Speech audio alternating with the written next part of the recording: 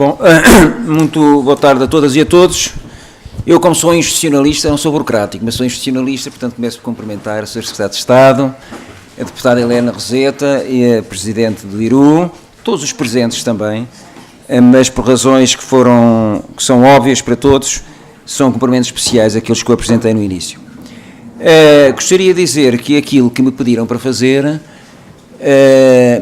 é ou uma missão impossível ou um exercício extremamente aborrecido, porque atribuíram-me 45 minutos para eu tentar fazer uma síntese daquilo que foi dito durante a manhã e a tarde. Portanto, não é exatamente isso que vou fazer, já vos vou explicar o que é que vos vou fazer, mas antes não posso deixar de fazer aqui um comentário. Quando ouvia, não interessa o nome, interessa aqui a função, quando ouvia a atual Presidente do IRU dizer que nós atualmente vivemos numa fase, atualmente vivemos numa fase de capitalismo selvagem, não pude deixar de me lembrar a primeira vez, quando eu fui Secretário de Estado do Ordenamento do Território das Cidades e fui ao então INH, todos os departamentos tinham o nome dos departamentos dos bancos. Dos bancos, eu estava num banco. Aliás, o INH, toda a gente dizia, a começar pelo Presidente do INH, isto é uma entidade parabancária. Aliás, estavam proibidos, os representantes dos bairros estavam proibidos de ir ao INH, porque o INH tratava de questões financeiras, ponto. Portanto, de facto, apesar de tudo, muita coisa mudou. Bom, como viram, esta sessão foi organizada falando de manhã do passado, o que foi e para quem foi, e à tarde, e durante a parte da tarde falaram sobre o futuro. E, portanto, há aqui, enfim, dois exercícios que nós poderemos fazer, que é caracterizar o passado, verificar se aquilo que foi dito durante a parte da tarde sobre o presente, sobre o futuro, tem alguma coisa a ver com, entre aspas, o diagnóstico que foi feito de manhã. E podemos fazer também o exercício inverso. Isto é, no fundo, olhar para o futuro a partir do passado ou, vendo aquilo que foi feito o diagnóstico do passado, perceber se o que foi dito sobre o futuro corresponde a um prolongamento ou não. O passado, isso foi dito por várias pessoas, analisar o passado tem uma grande vantagem. É aprendermos com ele e retirarmos lições. E, no fundo, é isso que está aqui em causa. Que lições é que nós retiramos do passado e daquilo que foi aqui dito durante a manhã, o que é que aprendemos com ele e em que medida o modo como nós estamos a pensar o futuro revela alguma capacidade de termos aprendido com o passado. É evidente que o futuro não se resolve apenas com o que nós aprendemos ou devíamos ter aprendido com o passado, porque toda a gente o disse, emergiram, entretanto, situações, problemas, questões novas que não existiam no passado. Mas, apesar de tudo, é isso que está aqui em causa. É em que medida é que nós, coletivamente, estamos a ser suficientemente inteligentes para, aprendendo com o passado, evitar cometer os mesmos erros e ir para além, vendo mais longe, atuando mais longe e, portanto, fazendo melhor política pública. Toda a gente, sobretudo durante a manhã, porque era esse o objetivo, salientou aquilo que é uma combinação muito desigual de virtualidades, de contradições e de efeitos perversos dos diferentes instrumentos que foram desenvolvidos.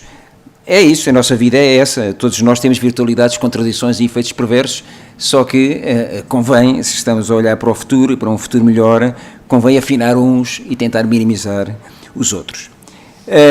Desse ponto de vista, eu identifiquei aqui 9 pontos em que eu estruturava aquilo que me pareceu ser o essencial daquilo que foi sinalizado durante a manhã, isto é, quando se falou sobre o passado, e aproveitar essa sinalização, esses 9 pontos, para olhar para o futuro, ou talvez um bocadinho diferente, ver em que medida aquilo que foi dito aqui já está a responder, ou em alguns casos, se calhar, ainda não está. Primeiro ponto, uma espécie de enigma, que depois rapidamente se percebeu que não é enigma nenhum, porque é fácil de perceber, mas era este aparente enigma da ausência da habitação, quer no debate público, quer na investigação científica. Não é enigma nenhum, e rapidamente se percebeu porquê, para quem não soubesse, mas todos nós sabemos, porque na verdade, explícita ou implicitamente, a visão dominante é que a questão da habitação se resolve através do mercado. Claro que há umas margens de grupos vulneráveis que exigem intervenções particulares, mas a questão da habitação é basicamente uma questão de mercado e, portanto, se o mercado funcionar bem e for eficiente, a questão da habitação não existe. Portanto, não há, de facto, enigma, mas há, ou tem havido, ausência de habitação, quer no debate público, quer na investigação científica. E, de facto, estamos a mudar. Temos hoje uma Secretaria de Estado exclusivamente orientada para as questões da habitação, temos uma estratégia, a tal nova geração para as políticas de habitação, que está em debate e será aprovada brevemente. Temos uma lei de bases anunciada, que trará com ela grande debate, e grande debate significa que estas questões vão para o espaço público, e isso é muitíssimo importante. Portanto, desse ponto de vista, acho que estamos bem encaminhados. O que eu gostaria aqui de salientar era uma outra dimensão. É que, curiosamente, tanto de manhã como de tarde, só falámos de Portugal. Exceto quando falámos da globalização, capitalismo global, etc.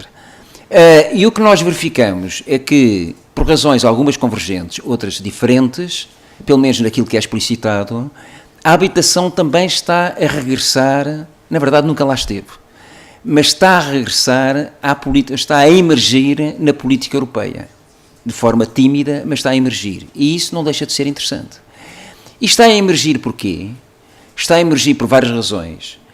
Duas delas, aquelas que são sistematicamente invocadas e que são muito diferentes, é uma, a questão de precarização de segmentos crescentes da classe média, a famosa questão, afinal também é um problema da classe média, pelos vistos o mercado não resolve tudo.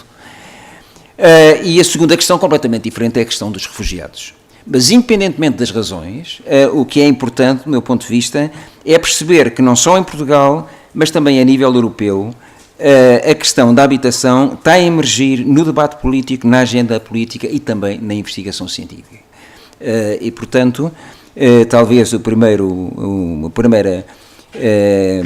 consequência a retirar disso, e depois eu vou voltar a esta questão, é que tudo quanto seja alimentar relações virtuosas entre o regresso da habitação à agenda política nacional e a emergência da habitação na agenda europeia, é positiva para todos. É positiva para Portugal, é positiva para a Europa, é de que nós somos parte constituinte, obviamente, e queremos ser coautores, e, portanto, essa ligação tem que ser feita. Eu vou fazer depois um comentário mais à frente.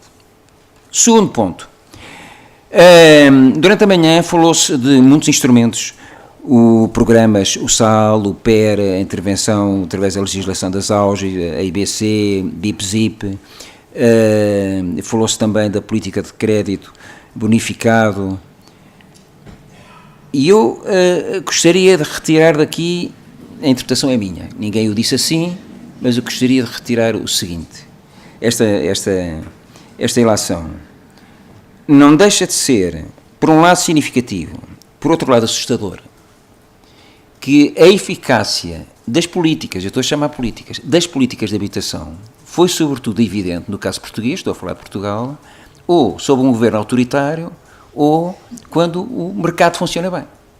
Porque, na verdade, e como também várias pessoas disseram, mais do que uma política de habitação, nós tivemos vários instrumentos de habitação. E, vamos então mais longe, a única verdadeira política de habitação que tivemos foi a política de crédito bonificado. Uma política clara, uma política estável, uma política eficaz. Bom, isto não deixa de levantar problemas, porque suponho que nós não queremos nem um governo autoritário, como sucedeu no Estado Novo, nem acreditamos que aquilo que estamos aqui, ou estivemos a discutir durante todo o dia, se resolva do ponto de vista do mercado. E, portanto, isto coloca uma questão muito concreta, que é como é que, num contexto de governo democrático, nós podemos ter políticas públicas suficientemente fortes para terem a eficácia que o mercado ou o governo autoritário, com soluções completamente diferentes, têm. Não é da mesma eficácia nem da mesma eficiência, mas é do ponto de vista dos seus resultados. Como dizia a Maria João Freitas hoje de manhã, nós temos que transformar a habitação, temos que colocar a habitação como um objeto de política, sim, mas com eficiência e com eficácia. É isso que nós estamos aqui a discutir, e isso não é fácil. Deixem-me dar um exemplo que é um bocadinho forçado, mas os exemplos forçados funcionam sempre. Como eu disse que é forçado, vocês vão-me desculpar. O Airbnb e os low cost mudaram mais o centro de Lisboa e do Porto do que dezenas de anos de política pública. E isto é terrível. Isto é terrível. E, portanto, nós temos que pensar nisto, sobretudo naquilo que tem a ver com o timing das intervenções que estão previstas. Terceiro ponto. Também foi salientado por várias pessoas que a maior parte dos instrumentos que nós referimos há pouco só foram possíveis porque houve uma convergência entre um determinado contexto sociopolítico e um determinado protagonismo político pessoal. Isto também é terrível, porque isto mostra que isto é o excepcional. E, portanto, como a Rita dizia, e com razão, o que nós temos é uma tendência que se mantém e que é interrompida, ou não é interrompida, é minimizada de vez em quando existe uma convergência que é excepcional entre um determinado contexto sociopolítico e determinados protagonistas políticos, que, aliás, diga-se, faça-se aqui um parêntese, para fazer justiça, nunca é a pessoa A, B ou C, porque a pessoa A, B ou C tem muitas pessoas por trás, é preciso dizer isso. Por trás e pela frente, e pelos lados. E, portanto, nós indicamos uma pessoa, mas essas pessoas não estão sozinhas, talvez sejam aquelas que tenham maior visibilidade política, mas nunca estão sozinhas.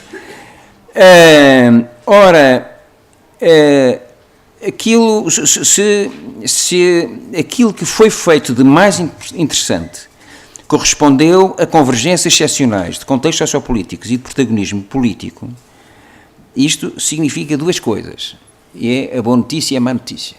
A boa notícia é vamos ter que aproveitar bem enquanto temos esta convergência positiva, porque ela não vai durar sempre. E vamos ter que aproveitar muito bem e, portanto, acho que todo o nosso contributo será muito bem recebido, é uma responsabilidade nossa. A segunda, e eu descobri isso da pior maneira, não é? Que é quando nós pomos a mão na massa, é que é tudo rapidamente reversível. E coisas que nós pensamos que lançámos, ficaram as sementes, vão durar, etc. Nada.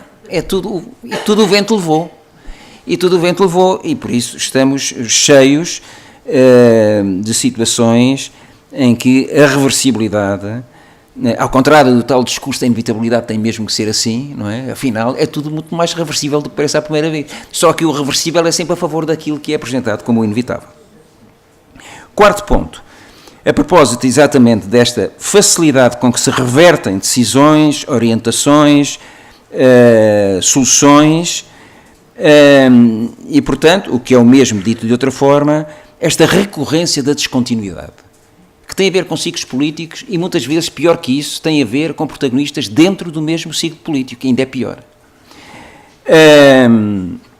E esta recorrência da descontinuidade entra claramente em choque com algo que também foi muito salientado hoje de manhã e que nós, na medida possível, temos que garantir, que é a necessidade de tempo e como só com tempo e só com aprendizagem cumulativa nós conseguimos mudanças profundas. Alguém disse, o perno aprendeu com o sal, não é? E depois alguém disse, o IPZIP aprofundou, melhorou e adequou aspectos do IBC. Ou seja, num caso houve esquecimento, ignorância, o que significa, esquecimento e ignorância significa, neste caso, a rejeição, e no outro caso, percebeu-se que havia potenciais, que havia limitações, desenvolveu-se um outro programa com objetivos semelhantes, com outros diferentes, com outra escala de intervenção. Este quarto ponto sobre a recorrência da descontinuidade e da necessidade de tempo e da aprendizagem cumulativa ao longo do tempo, do meu ponto de vista, relaciona-se com duas questões. Uma é a memória institucional e como a capacitação não é só uma questão de formação, é também uma questão de melhorar a nossa capacidade de as instituições terem memória, ficarem com memória, acumularem memória. A memória institucional é uma aposta fundamental, porque é nas instituições que as pessoas ficam. E, aliás, qualquer pessoa que anda neste mundo, não é, há muitos anos, encontra, às vezes até um bocadinho incestuoso, porque são sempre as mesmas pessoas. São sempre as mesmas pessoas que já estiveram no SAL, depois estiveram na ICOL, depois estiveram no IBC, depois estiveram nisto, depois estiveram naquilo, e às vezes parece que é difícil saltar deste mundo, apesar de tudo, eles mantêm uma certa, e é muito importante, uma determinada memória de práticas que não são as habituais, para tornar essa memória institucional e essa capacitação mais forte. E a segunda questão, eu acho que é isso que está a ser feito e muito bem, é a capacidade de escutar.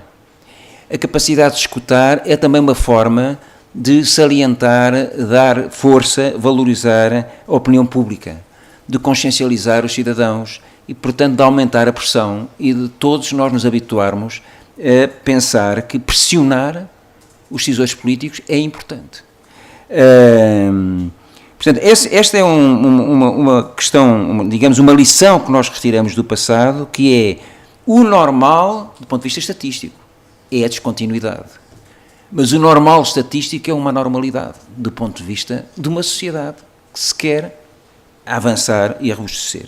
E, portanto, ela tem que ser invertida, não é fácil, para além das questões mais estruturais, mas pelo menos a modo institucional e o exercício de escuta é muito importante. Quinto ponto. Várias pessoas falaram em paradigmas, perspectivas. Nós funcionamos muito com dicotomias, porque dá jeito, não é? Nós sabemos que nada é dicotómico, mas as dicotomias dão jeito.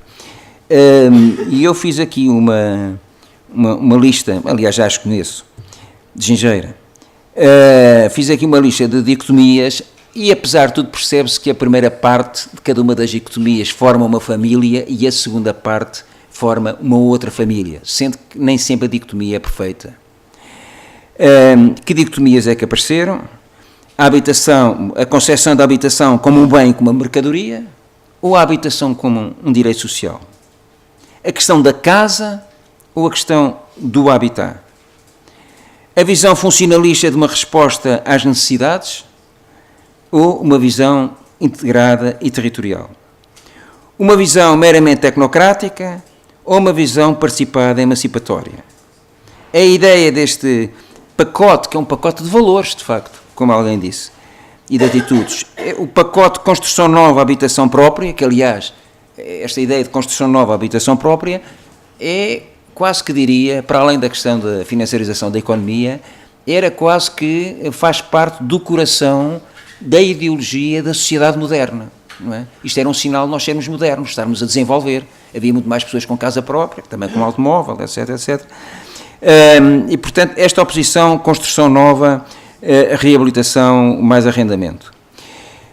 Onde é que eu quero chegar? Também várias pessoas disseram, e com razão, a habitação é antes de mais uma questão política, não é que não seja uma questão técnica, tem muitas questões técnicas e muitos dos comos são questões técnicas, não são de menor importância, mas são questões técnicas porque elas só têm sentido face a uma decisão política e essa é prévia, essa é feita a montante. E, portanto, estas dicotomias, que em alguns casos têm mais sentido, noutras não tanto, como vimos, agora não desapareceu a construção nova, e a construção nova não vai desaparecer, mas estas dicotomias têm uma grande vantagem, que é mostrar que todos nós temos que optar, porque há modelos alternativos.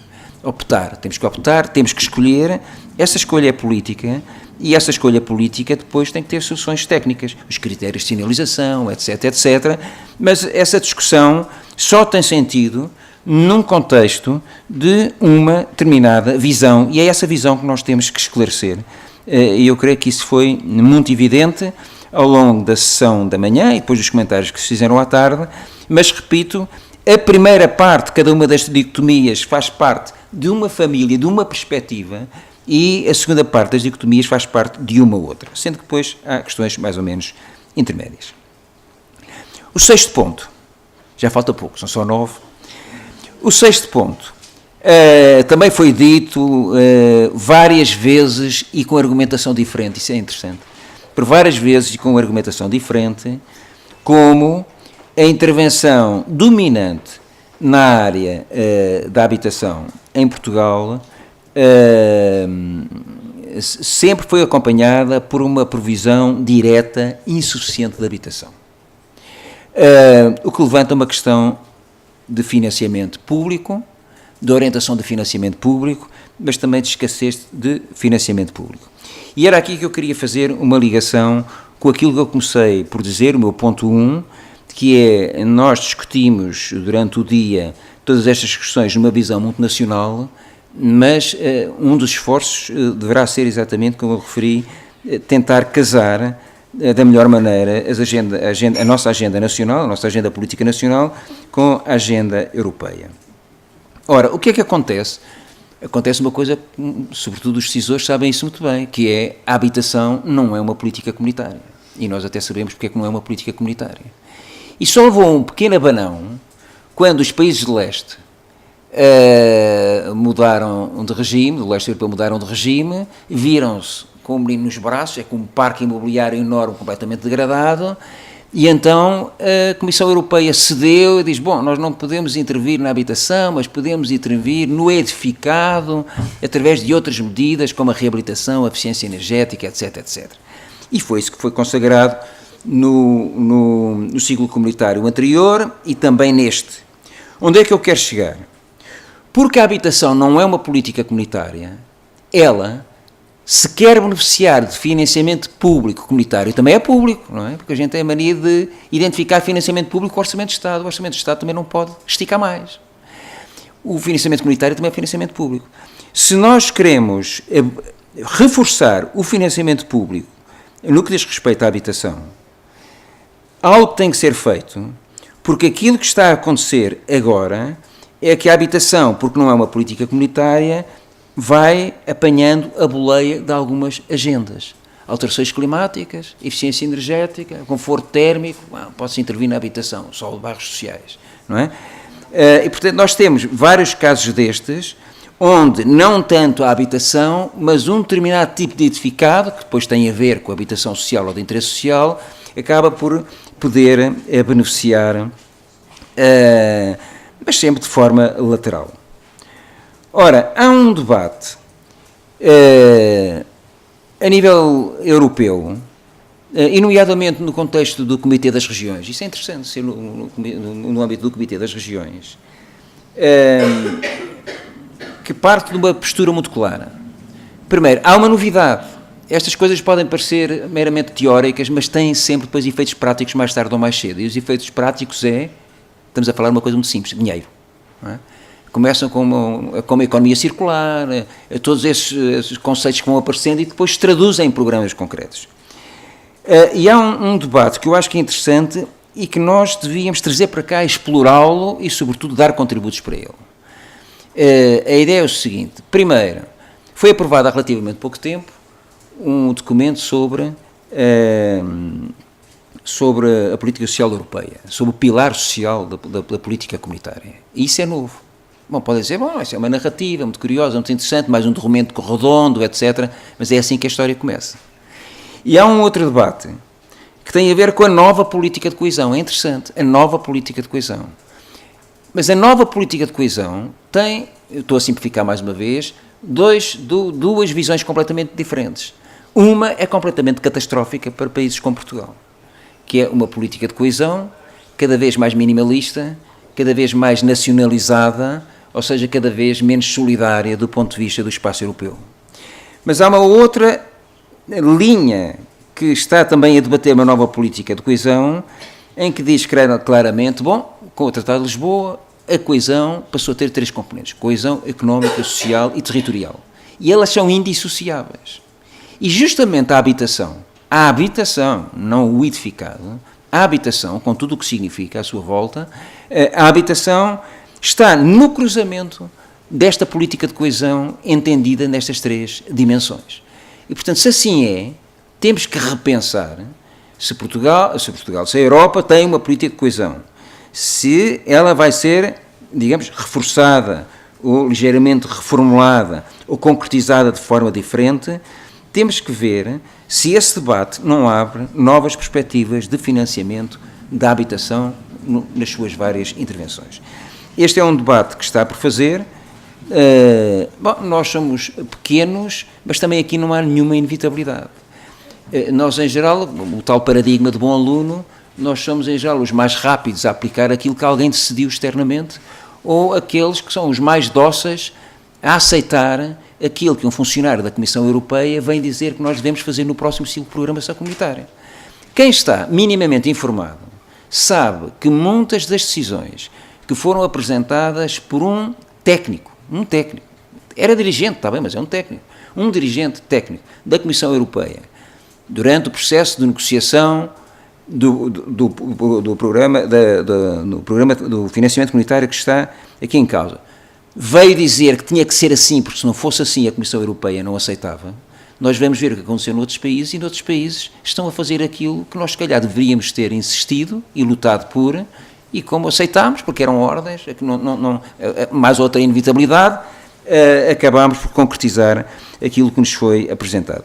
Portanto, é muito importante tentarmos perceber, para além deste esforço gigantesco que está a ser feito, abrir esta nova frente, que podemos ou não podemos dar mais alguns passos, tentarmos casar a agenda nacional com a agenda europeia, sabendo que a agenda europeia está em andamento. E deixem-me fazer uma pergunta concreta. Não é para dar mais trabalho à Ana Pinho, à senhora Secretária de Estado, é para nos envolver a todos. Começou já um debate sobre o Portugal 2020. A habitação não está lá. A habitação não está lá, se forem perguntar, não é? Não está lá, diz o Isto não é uma política comunitária, a habitação não tem nada a ver com isto. É a altura de pôr o pé na porta. É a lei de base, etc, etc, mas há coisas muito concretas que ou se põe o pé na porta agora, a começar pelos documentos nacionais, que vão ser utilizados depois para negociar com aquilo que será o próximo ciclo do programa comunitário, ou então perdemos uma oportunidade que é fundamental. Sétimo ponto, também foi, eu acho que este ponto que eu vou referir foi consensual, portanto a questão não é tanto dizer aquilo que eu vou dizer, porque é consensual, é a questão do como. É a dificuldade de garantir uma governação multinível e eficiente das questões da habitação. Eu acho que, talvez com algumas nuances, pequenas nuances diferentes, mas todos parecem estar de acordo, as pessoas que falaram, que ao Estado, e só ao Estado, porque só ele tem essa capacidade, cabe a atividade regulatória, quer direta, quer indireta, quer a definição de orientações estratégicas nacionais, quer a garantia de financiamento público, agora direi eu, nacional ou comunitário, que se possa captar para estes objetivos, e aos municípios, sós, isoladamente ou agregados, eu não vou entrar nessa história,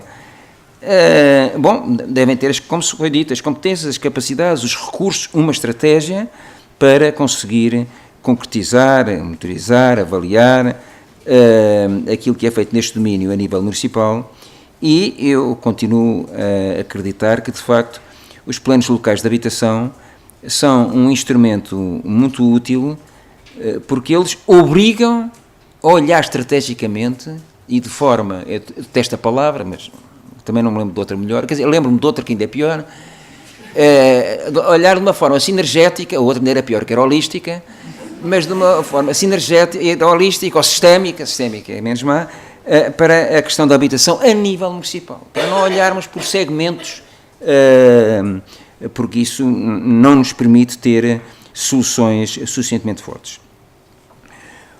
Oitavo ponto.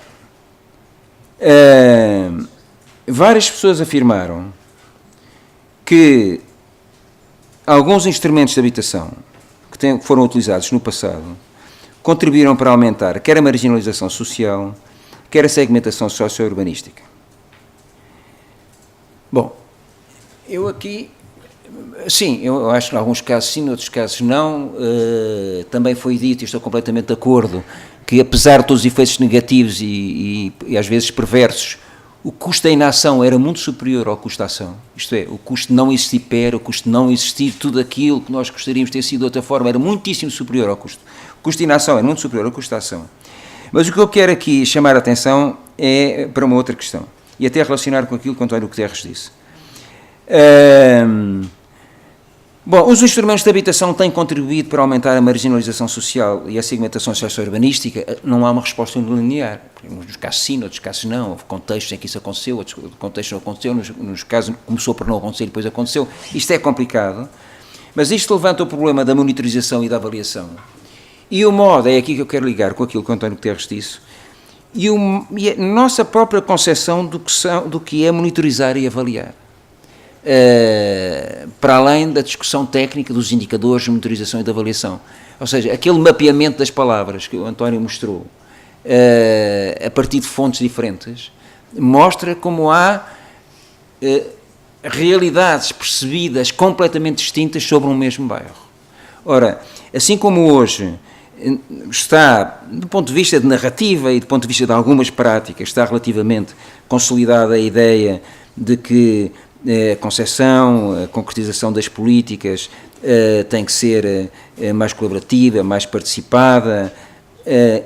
A participação na monitorização e a participação na avaliação está muito pouco discutida. E eu diria, não conheço nenhum caso muito concreto, em Portugal pelo menos, onde haja participação na monitorização e participação na avaliação. E aí há aqui várias pessoas que representam organizações. Isso é muito importante, porque assim como há para muitos órgãos, conselhos regionais, ou enfim, conselhos disto ou daquilo, os sistemas de monitorização e os sistemas de avaliação deviam ter esta componente representativa de atores que estão no terreno, que conhecem o terreno, que têm muitas intervenções, e, portanto, também na monitorização e na avaliação, irmos além da visão demasiado técnica ou tecnocrática ou positivista, para incorporarmos outras dimensões que provavelmente enriquecem o exercício de monitorização e de avaliação, e ao enriquecerem os exercícios de monitorização e de avaliação, mudam, não sei se para melhor ou se para pior, mas mudam a avaliação que nós fazemos dos impactos dos instrumentos e das políticas. Finalmente, nono e último ponto, é um ponto de prudência para a Sra. Secretária de Estado e para todos nós, porque ela aqui tem um apoio de todos aqueles que acreditam que a questão da habitação é uma questão política fundamental, do ponto de vista do futuro do país. Foi dito, e bem, quer dizer, e eu concordo, não é que a seguir esteja e mal, é só uma questão prudencial. Foi dito, sobre o documento estratégico Nova Geração das Políticas. O que está relativamente esclarecido, há um relativo consenso, agora vamos nos concentrar no como. Eu percebo isso e estou globalmente de acordo. Mas, porquê que é só globalmente de acordo e não de acordo? É porque, diz-me a experiência, aquilo que nós poderemos considerar o consenso em relação ao quê, os grandes objetivos, a abordagem, etc., em parte, eu tenho a certeza, que responde a um silenciamento ou a uma capitulação temporária. Não tenhamos dúvidas. Porque é impossível, face àquilo que eu disse há pouco, e face às perspectivas contrastantes que existem sobre as questões que nós estamos aqui a discutir, não há um consenso sobre aquilo que está consagrado naquele documento. Provavelmente há um consenso sobre as pessoas que, tendo aquela orientação, se estão a pronunciar sobre... Mas não há, quer dizer, a nível da sociedade portuguesa não há. Isso não é negativo, o que eu estou a dizer, porque se calhar até é bom, porque até era estranho. Então houve muitos debates para trás que não tinham sentido nenhum. Por isso eu disse que o meu comentário é apenas prudencial. Não há um consenso. Há uma polarização de opiniões muito fortes, e isso é muito bom, e tem que ser mobilizada, tem que ser reforçada em relação ao quê. Mas não há um consenso. Há um silenciamento, como eu disse, ou há uma capitulação que é meramente temporária, até ver. E como nós vimos, infelizmente, tudo é demasiado reversível. E isto leva-me ao último comentário, dentro deste ponto 9, leva-me ao último comentário, que é... a discussão do como. Eu não quero complicar as coisas, porque eu sei como é difícil tomar decisões hiperpressionadas pelo tempo, eu sei isso tudo. Mas, apesar de tudo, as respostas do como não podem deixar de ter em conta o contexto de potencial reversibilidade daquilo que está a ser defendido. E, portanto, parte do como tem que ter soluções rapidamente execuíveis. Eu sei bem o que se passou com a iniciativa dos bairros críticos. Hoje, se começasse, fazia uma coisa completamente diferente. Nós aprendemos. Era muito ambicioso, muito interessante, uma comissão interministerial, aquilo tudo muito montado, etc. Há processos complexos que têm que ser pensados na sua complexidade mas a sua gestão tem que conviver com a execuibilidade. E isso significa muitas coisas. E a mais prática, ou a mais concreta, talvez seja o timing com que nós concretizamos medidas de natureza distinta. Isso é muito importante. Portanto, eu diria que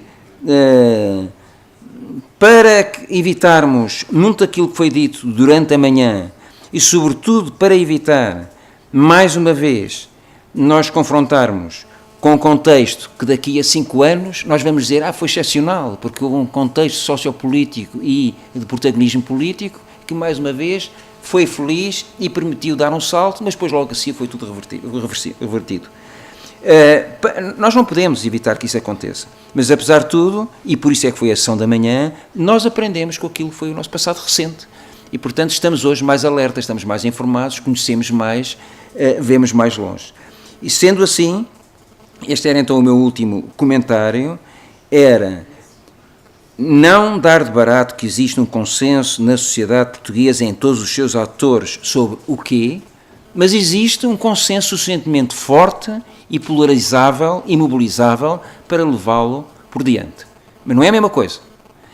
E em segundo lugar, o como não é uma questão meramente técnica depois da decisão do modelo de intervenção política, mas tem também um timing político. E haver medidas execuíveis a curto prazo é uma questão essencial para, por um lado, mostrar resultados, começar um caminho e, na medida do possível, preparar aquilo que virá a seguir e que é mais profundo, mais complexo, mais difícil. Uma frase que é quase ridícula, mas se nós levarmos isto a sério, isto tem implicações fortes. Qualquer caminhada, pode ser daqui para falar com a Helena Roseta, que está a falar para o lado e não me está a ouvir, ou pode ser para fazer uma maratona. Qualquer caminhada começa com um passo, e esse passo é o passo decisivo. Os 2 ou 3 primeiros passos são os passos decisivos.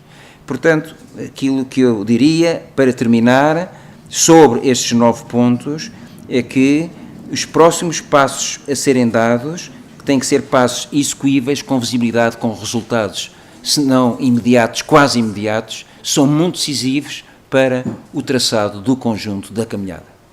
E penso poder dizer, em nome do... Eu não pertenço ao projeto, atenção. Não, sou consultor, mas o seu é seu dono, eu não sou coordenador do projeto, e, portanto, queria terminar, embora sejamos da mesma casa, queria terminar agradecendo a todos os membros, estão aqui vários, com vários níveis de responsabilidade, portanto não vou dizer os nomes, mas queria agradecer a todos os membros do projeto Experts, o trabalho que têm desenvolvido, o trabalho que têm mobilizado, os eventos que têm realizado, e dizer, eles dirão com certeza, mas eu posso dizer por eles, que os membros do projeto Expert e o Instituto de Ciências Sociais em geral estão não só disponíveis, não é apenas disponíveis, mas sentem como sendo seu a responsabilidade de contribuir para que aquilo que foi dito aqui durante a tarde possa ser concretizado na medida do possível, o mais blindado para que a reversão, que é sempre possível, se faça lentamente. É essa a nossa responsabilidade, a nossa disponibilidade. Portanto, agradeço a vossa paciência e passo a palavra ao meu chefe.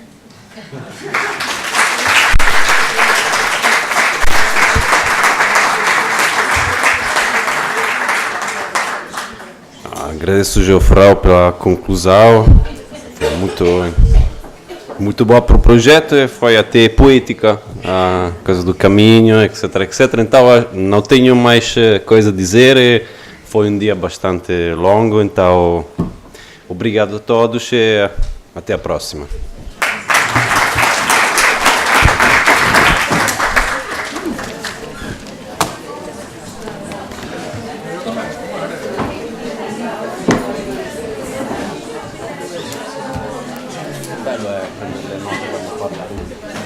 Não,